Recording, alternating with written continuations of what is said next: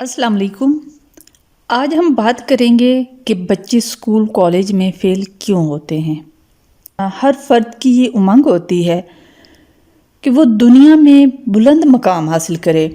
اسی امنگ کے پیش نظر والدین اپنے بچوں کے لیے اعلیٰ نصب العین کا تعین کر دیتے ہیں، جس کے حصول کے لیے بچہ مسلسل کوشاں رہتا ہے۔ لیکن اگر بچے میں ذہنی قابلیت والدین کے معیار آرزو سے کم ہو یا بچے کا رجحان مطلوبہ نصب العین کی طرف نہ ہو یا بچے کے سماجی و معاشی حالات سازگار نہ ہوں تو بچہ خیبت زدہ ہو جاتا ہے یا اسے تشویش لاحق ہو جاتی ہے، جس سے ناکامی کے امکانات بڑھ جاتے ہیں۔ ایسی صورتحال میں فرد کو اپنے نصب العین کے معیار کو کم کرنا پڑتا ہے۔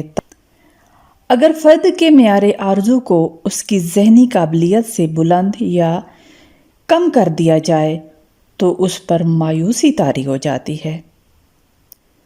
مثلاً ایک بہت ذہین طالب علم کو ایک اوسط درجے کی ذہانت کا کام کر دیا جائے تو وہ جلد ہی اکتا جاتا ہے، کیونکہ اس کی فطرت میں شامل ہے کہ اس نے اپنے ذہن کا استعمال کرنا ہے، لیکن یہ تو کوئی ایسا کام ہی نہیں ہے۔ بہت آسانی کے ساتھ اس نے بہت ہی جلدی کر لیا تو وہ بور ہو جائے گا۔ اسی طرح کسی اوسط درجے کے ذہین طالب علم کو اعلیٰ درجے کی ذہانت کا کام دیا جائے تو وہ بھی پریشانی کا شکار ہو جائے گا، کیونکہ اس میں وہ ایبیلٹی نہیں ہوتی کہ وہ اس سطح کا کام کر سکے۔ جب اس کو کوئی کام مشکل ملے گا، احساس کمتری ہوگا کہ یہی کام دوسرے لوگ کر رہے ہیں لیکن میں کیوں نہیں کر سکتا۔ ہو سکتا ہے کہ اس کا دماغ اس کام کی طرف نہ چلتا ہو، کسی اور کام میں وہ دوسروں سے زیادہ ذہین ہو۔ اسکول کالج کے طلباء کے معیار آرزو کی نشو و نما میں کافی مددگار ثابت ہوتے ہیں، کیونکہ تعلیمی ادارے ان کی قابلیت، شخصیت، سماجی و معاشی رتبے اور ان کی تحصیل میں ہم آہنگی و توازن برقرار رکھنے میں معاون ثابت ہوتے ہیں۔ اس طرح ان کی ذہنی نشو و نما بھی ہوتی ہے اور ان پر بیجا بوجھ بھی نہیں پڑتا۔ تو اس لیے والدین اور اساتذہ دونوں کی ذمہ داری ہے کہ بچوں کی مدد کریں۔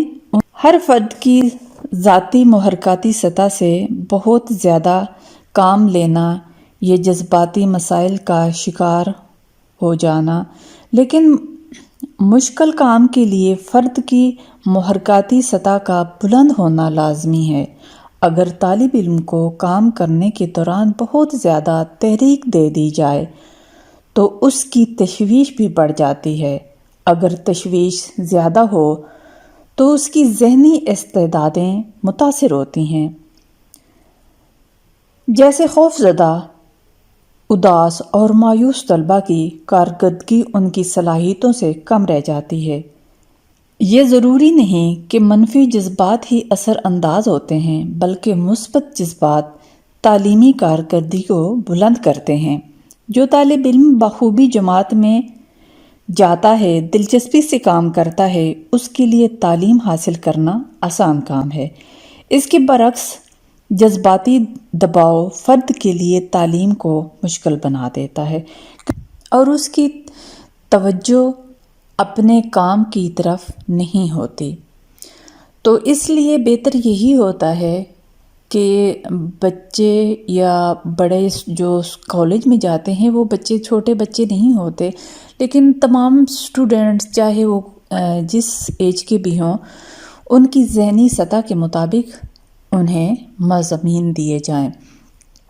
اور اگر کوئی بچہ ضد بھی کرتا ہے تو اس کو یہ نہیں کہنا چاہیے کہ آپ نالائق ہیں یا آپ یہ کام نہیں کر سکتے یا یہ نہیں پڑھ سکتے، کیونکہ اگر اسے یہ کہا جائے کہ آپ یہ کام نہیں کر سکتے تو اس سے مایوسی ہوگی، لیکن اگر اس کی جس کام میں دلچسپی ہے اسی کی تعریف کر دی جائے کہ یہ کام اس سے زیادہ بہتر ہے تو اس سے لگے گا کہ ہاں میں وہ کام کر سکتا ہوں، تو کم از کم وہ مایوسی سے بچ سکتا ہے۔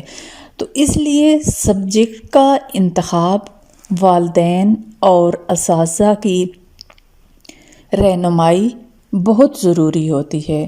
اگر ان چیزوں کو ہم مد نظر رکھیں تو ہمارا معاشرہ تعلیم کی بلندی پر آ سکتا ہے۔ بہت شکریہ۔